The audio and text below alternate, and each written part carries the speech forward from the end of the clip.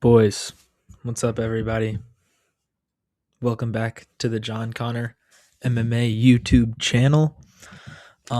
Tonight, I'm sitting at my desk at like 10:32 p.m. because I'm a loser and I haven't done anything all day, and I procrastinated recording until now because I wanted to see the weigh-ins and the face-offs because that sways my predictions, But we're here tomorrow night, UFC Fight Night, Duplessis versus Usman, Oklahoma City. Everybody's excited. Big main event, big implications, title implications. Jared Cannonier versus CLD. Chase Hooper's coming back. Tommy McMillan. Ilya Taporia is fighting 3 times in like 4 weeks, which is pretty sweet. Jose Delgado, JPL, John Paulo Bosniani. Some pretty cool fights. But at the bottom of the card, we're starting off with Anna Molisano versus Deone Barboza. I'm not going to spend too much time on this fight. Let's be real. Deone Barboza is going to win by sub.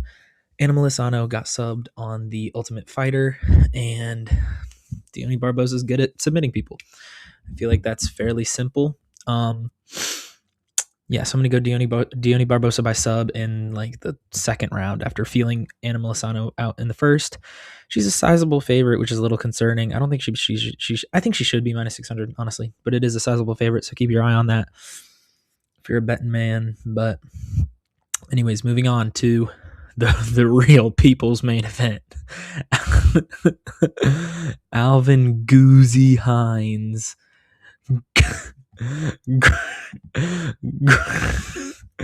Grown man with the nickname Goozy. Alvin Goozy Hines versus RJ Harris. RJ Harris stepping up on short notice, I believe. Or maybe not. I don't know. 5-0 versus 7-1. It has been a while since Alvin Hines fought. He fought on the last International Fight Week card against Jonathan Deniz and put up like a pretty good fight. He won the third round. But he's also, RJ Harris is 6'6", not 6'3", $1 billion company. $7 billion company. But that reach is correct. It's like a 4.5 inch reach disadvantage for Alvin Hines. But I am going to go Alvin Hines. I think he can survive the first 4.5 minutes against RJ Harris, and then RJ Harris is just going to get tired and then get beat up by Alvin Hines. I'm going to go Alvin Hines by third round TKO. He looked pretty good against Jonathan Deniz after that first round. Like it was a lot closer than people had expected because Jonathan Deniz is pretty freaking good. But Alvin Hines, he's going to win. He's a pretty cool guy. I follow him on Instagram. He's actually like a really sweet guy. He reminds me of my grandpa, if my grandpa had Instagram. But Alvin Hines collab coming in soon, hopefully. Alvin Hines, if you're watching this, shout out you, bro. You're pretty cool. I hope you beat. I think you'll beat RJ Harris. I hope you beat him. Have fun in Oklahoma City. I saw that Instagram reel of you at a pond. That was sweet. That was sweet. Moving on to the next fight of the night. Alden Correa trains with Joshua Van's main training partner at 4 Ounce Fight Club, whatever, versus Stuart Nickel. I mean, I know. Okay. Look at these odds. Minus 1100 plus 700. That is insane. I know Alden Correa is good. Alden Correa knocked out Alessandro Costa. Stuart Nickel got destroyed by him. And Alessandro Costa is pretty freaking good. But I am going to go Alden Correa by knockout. He should not be a minus 1100 favorite. He should be nice, calm, like minus 500. He should not be like a freaking 6-1 favorite. That's insane. But like this isn't no Gable Stevenson. Like Stuart Nickel has really good ground and pound. Like if Alden Correa ends up on the ground with him and Stuart Nickel reverses it somehow, he's gonna get put away or at least beat up really bad with the ground and pound, which is crazy to say. But Stuart Nickel has lost all 3 of his UFC fights, and I've just got to go with Alden Correa. Like if Stuart Nickel wins, that's I'm happy for him. Like that's a great win. But I am going to have to go Alden Correa by knockout in the second round. These first, the Alvin Hines fight is a little tricky, but these first 3 fights are pretty easy. And then I am very excited for this. This was put on short notice.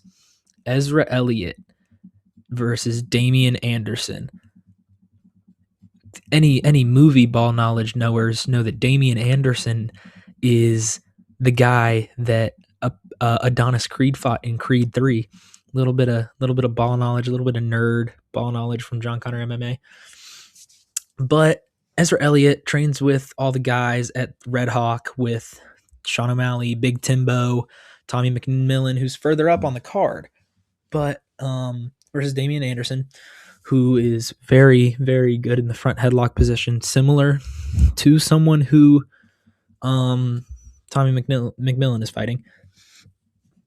But looking at this, I am going to go Ezra Elliott. It's a close fight. I believe he's the underdog. Yeah, he's a plus 105 underdog. Ezra Elliott, him and Tommy McMillan are going to be training to fight very similar opponents. Pretty decent striking with a very, very good front headlock game. I think Ezra Elliott has what it takes to keep him like at a good distance, at a striking distance, not get taken down, and I think he's smart enough to not shoot takedowns and end up in that front headlock position. And I think it's like a whole plot. I think it's going to be like a whole plot armor thing. Like this is a fight that I'm going to pick by skill but mostly vibes. Like I feel like this is going to be like a Red Hawk night. Like Ezra Elliott's going to win and then hop into the ring with Timbo and Suga when Tommy McMillan wins. Sneak peek. But yeah, I'm going to go Ezra Elliott by decision or like late rounds TKO, probably decision though. I'm going to go Ezra Elliott by decision. Close fight though. I'll keep an eye on that, but that's a close. Levy Rodriguez Jr. versus Felipe Franco. Again, $7 billion company. Who is this silhouette of a man that has won no contest? Anyways, Levy Rodriguez Jr., he mysteriously had his last fight turned over to a no contest and then disappeared for 16 months. I could only imagine why. Volkan Ozdemir. I could only imagine why John Jones, why he disappeared mysteriously for these 16 months. But Felipe Franco made his debut at heavyweight to fight Mario Pinto, who's a great prospect on short notice. And he ended up taking that fight to a decision. He lost, but he put up a good fight against someone as like strong and as good of a prospect as Mario Pinto. But this is another close fight. I am going to go Felipe Franco by decision.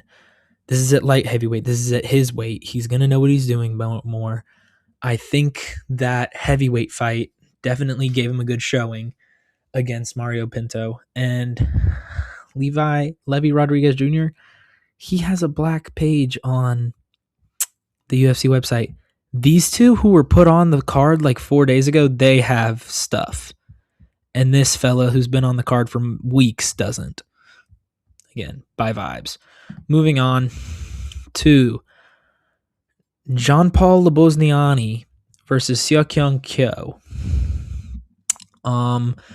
Again, another pretty close fight. Seokyeong Kyo is a slight favorite. This is a hard fight for me because I like Jean-Paul Lebosniani. Like, he's really funny. He's a funny guy. But he's also like chronically online, and he's friends with like Jaden Cable and stuff. And he's part of that like Jaden Cable, Cedrica Dumas, Terrence McKinney, part of that group. And if you pay close enough attention, you'll notice that Cedrica Dumas not in the UFC anymore.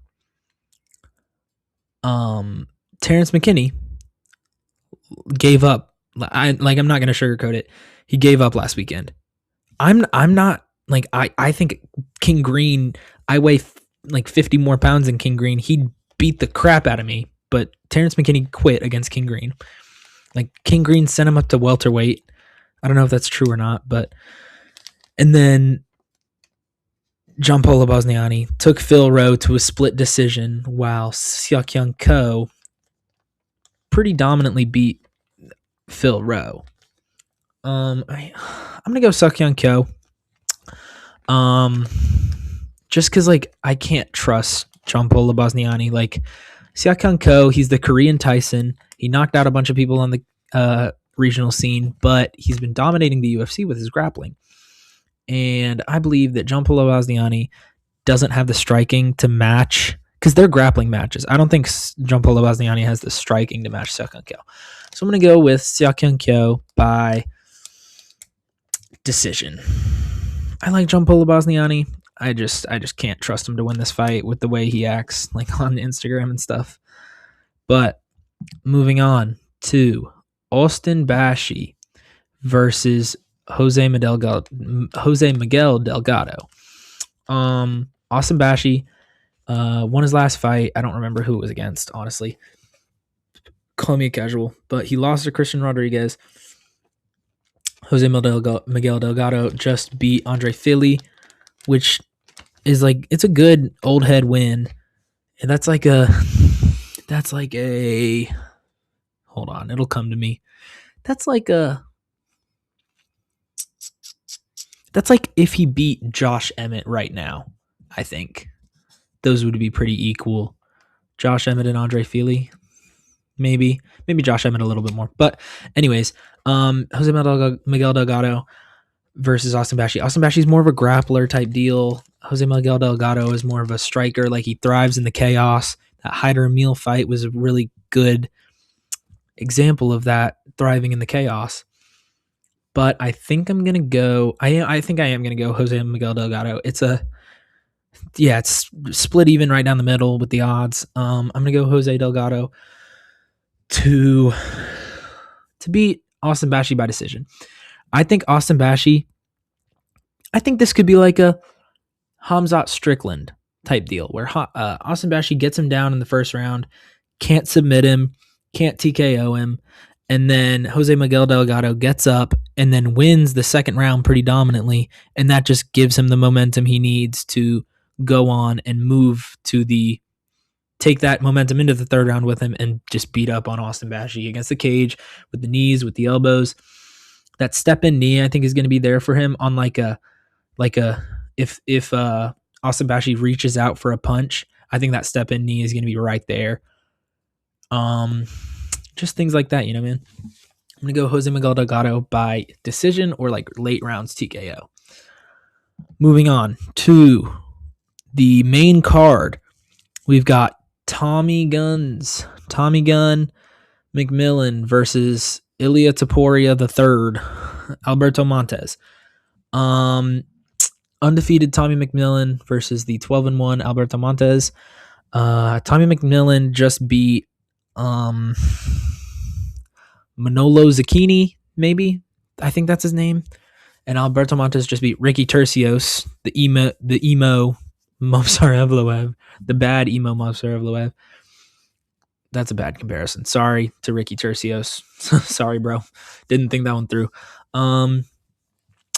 This is, I already spoiled it earlier. I am going to go Tommy McMillan by like round 2 TKO, round 2 knockout, because Alberto Montes, I think Tommy McMillan has the wrestling to defend the takedowns of Alberto Montes, and I think he's smart enough to not shoot one on the guy that's really good at the front chokes. Like, I think he's just going to walk forward and like beat up on Alberto Montes, like just throw the hands on him, put the hands on him. And if Alberto Montes tries to shoot a takedown, Tommy McMillan can just shuck him off. And then he'll keep going forward. And that will memento, just like I said with Jose Delgado a second ago, Tommy McMillan thrives in the chaos, man, like thrives. And I just think Alberto Montes, he's just gonna try to deal with it, try to shoot the takedowns, try to get in to the clinch. Not gonna work. It's just not gonna work. Tommy McMillan he's too big. He's huge for featherweight. He's 6 foot. He's got a 5-inch. Oh my gosh. Tommy McMillan's gonna knock him out. Maybe in the first round. Maybe in the first round. But I'm gonna go with Tommy McMillan by knockout probably the second round. Moving on to another fairly simple fight on the card. Not going to spend too much time on it because it's probably just going to go the distance. But $1 million company. Sorry, it's probably my Wi-Fi. But Tabitha Ricci versus Fatima Klein. I'm going to go Fatima Klein by decision. She has very crisp striking. Tabitha Ricci is really small for the division. Look, 5'1" for the division. That's insane. She's small for 115. That's like, if there was an atom weight division, she'd be the champ. Oh, excuse me. But I'm gonna go Fatima Klein. She has the good. She has a wrestling grappling background, so Tabitha Ricci's not gonna get her down. I just don't think that's gonna happen. She got down Amanda Hebos and just beat the crap out of her, but I don't think that's gonna happen. I think Fatima Klein is just too good. I think she's able to stay on her feet, beat up Tabitha Ricci at range, and then get inside when she needs to, and then get back out. I think it's fairly simple for, dude, she has a 6-inch reach advantage. That's insane. But, I'm going to go Fatima Klein by decision or late rounds TKO. I've said that a lot, but I'm going to go decision. Moving on to, come on, Chase Hooper, bro. Come on, bro. Oh, my days. Chase Hooper versus Mitch Ramirez. If you lose to Mitch Ramirez, bro, I'm gonna act like I never knew who Chase Hooper was if he loses to Mitch Ramirez. This is okay. So we got Chase Hooper. We all know him. $1 million company, can't make his picture show up. But Chase Hooper versus Mitch Ramirez. Chase Hooper, he's the grappler. He's the get you down, backpack you, sub you. He's only like 28 years old. He might be 30 now. No. Actually, he might be like 27. I don't know how old he is. But he's very young for the division. Just got knocked out twice, back-to-back against Lance Gibson Jr. and Alexander Hernandez. Chase Hooper's striking is abysmal, like terrible. I know I can't talk. I'm nothing. I'm not Prime Anderson Silva, but like, I think if I put one right on Chase Hooper, I think he'd go out, like some Beneil Dariush type stuff. But Mitch Ramirez, he's got a tattoo of his own name on his chest, so I can't respect him at all. If it was on your back, like right here, and it said GAETHGJE, that'd be cool, but no. But anyways, Mitch Ramirez, he's very like bottom of the barrel, lightweight. I'm picking Chase Hooper by sub in one.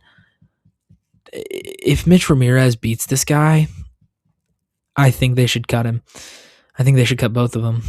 But if Chase Hooper wins, we're back on the run, back on the title run. He needs to get some tattoos and bleach his hair and go on that Charles type run. But I'm going to go Chase Hooper by decision. Or I'm sorry, by submission. Hopefully he can just shoot a takedown, clinch up with Mitch Ramirez, take him down from the cage, and hopefully that's enough to get him down and put him into like an arm bar or a rear naked or a front choke of some sort. But I'm going Chase Hooper by sub first round. Moving on to why couldn't you give Jared Cannonier like, I don't know, like Roman Dolidze? Have they fought? I don't think they've fought before. Moving on, we've got Jared Cannonier versus Christian Leroy Duncan. You have no idea how much I want Jared Cannonier to win this. Like, you have no idea. This would be the greatest thing in the world, I think, if Jared Cannonier won. Because 1, I don't like British people. 2, I love Jared the Killer Gorilla Cannonier. And 3, why is Christian Leroy Duncan looking at me like that? Like look at that. Look at those evil eyes. The human Beyblade, Christian Leroy Duncan, he just spins around. He throws a lot of spinning stuff. His His 2 losses are to Armin Petrosian, which I think he knows is a dumb loss, and to Gregory Rodriguez, where he got hurt early and then couldn't find the momentum to get back into it. And I think there was also a wrestling problem with that. But I think the first round's going to go by. Jared Cannonier isn't going to look bad. Like, he's going to be able to get in the pocket. He's going to be able to maybe get a takedown, but more than likely just clinch up against the fence. And I think Jared Cannonier is going to lose. Like, it's like I hope this is like the Hamzat Strickland fight where I really want Strickland to win and he wins. I really want Jared Cannonier to win. I hope he wins. Like, I hope he slimes out Christian Leroy Duncan. But I think that if this was a 5-rounder, Jared Cannonier would have way more time. But I think Jared Cannonier is going to get hurt early, and I don't think he's going to have the time. I think he's going to go like smooth sail through the first round. They're going to feel each other out. Christian Leroy Duncan, maybe he'll throw some spinny stuff and get taken down, like how Gene Silva did in the Diego Lopez fight. I'm so good at these references, but I think Jared Cannonier, he's going to lose a decision. I think he's tough enough. I think he's chinny, but like he's also really tough at the same time. Because like that RoboCop fight, man, like he got the crap beat out of him, and then came back and knocked out RoboCop in the 4th round. Granted, that's the 4th round, not the 3rd round. But I think Christian Leroy Duncan's going to win a decision. Maybe it goes similar to the Dolidze fight where Jared Cannonier can take him down, but like Roman Dolidze is a lot bigger. I don't know. I'm overthinking. I'm going to go with Christian Leroy Duncan by decision. Nothing would make me happier than being wrong about this prediction. Moving on to the main event of the evening. Dricus du Plessis versus Kamaru. My camera's glitching. Hold on. Hey guys, sorry. My camera wasn't working for a second. I'm back. Sorry, best editor ever to live ever on YouTube. Dricus du Plessis versus Kamaru Usman. Kamaru Usman, 2nd greatest welterweight of all time. Dricus du Plessis, like 5th or 6th greatest middleweight of all time, maybe. But that's besides the point. Dricus du Plessis is going to win however he pleases. You saw it on the thumbnail. Dricus du Plessis can do whatever he wants and win. Dricus du Plessis is bigger than Kamaru Usman. He's stronger than Kamaru Usman. He knows what it feels like being a middleweight. Kamaru Usman has been a middleweight once. Granted, it was against the best wrestler that we've ever seen in the middleweight division, but it was just once, and it was like 3 years ago now, probably. And look at this right here. They have the same reach, but Dricus has a height advantage. Dricus is going to be bigger. Like you'll if you watch back the where the thing where they did it in front of the big lake, this face off, he looks huge. Dricus looks way bigger than Kamaru Usman. And Dricus has the power advantage. He has the kicks. I think the kicks are going to be huge here. Kamaru Usman doesn't really catch kicks. Like he can, but he doesn't. If you watch the Leon fights, he doesn't really. And Dricus has the low kicks and the body kicks and the head kicks to use against Kamaru Usman. Kamaru Usman is very vulnerable to them. He doesn't like the body kicks. He'll get moved back by body kicks. I think Dricus needs to be smart and not do his stupid little autism rush and like that's dumb. You're just going to get like level change taken down. Kamaru Usman's going to lay on top of you in half guard for 4.5 minutes. But I don't think Kamaru, I don't know if Kamaru Usman's going to gas because it's middleweight. I think he's had the proper time to bulk, but it is 15 pounds and not 10, which is something. I don't know, but Dricus du Plessis is the king of Africa. He's gonna win. I think by like 4th or 5th round TKO. Like I think he can ground and pound TKO Kamaru Usman. I think he'll knock him down. Maybe with like a body kick. Does that make sense? Like some UFC 5 stuff where Dricus throws like a 1-2 body kick and then like feints the right and throws the body kick as Kamaru Usman like leans back, and that like messes with him, and then Dricus puts him down. Does that make sense? I think I'm gonna go with Dricus by 4th or 5th round TKO. Dricus has maybe a little less 5-round experience, but Kamaru Usman, he's just not ready for the size difference. Maybe I'm wrong, and Dricus has the worst wrestling we've ever seen, and gets smudged by Kamaru Usman, but I just don't think that's gonna happen, you know. But yeah, I'm picking Dricus by 4th or 5th round TKO. My locks for the card. Let's see. Let's go locks. I mean, you could go Fatima Klein, but she's a minus 450. That doesn't make much sense. I'm going to go Tommy McMillan. I'm going to go Felipe Franco. And I'm going to go Alvin Hines. Those are my locks for the card guys. I'm going to I know I'm going to sound like I'm 17 cuz I'm like a youngin', but I'm going to summer camp, guys. I won't be able to make a video after this one. So please I'll make it up to you guys. I promise. I'm sorry. Maybe if you're lucky, I'll have a surprise for you planned out, scheduled to post on like a Wednesday. But I'll be back making some content the week after this coming. And I hope you guys are doing great. Have a great night. I hope you're sleeping great if you're asleep right now. Thank you all for watching. Like, comment, subscribe, share this video.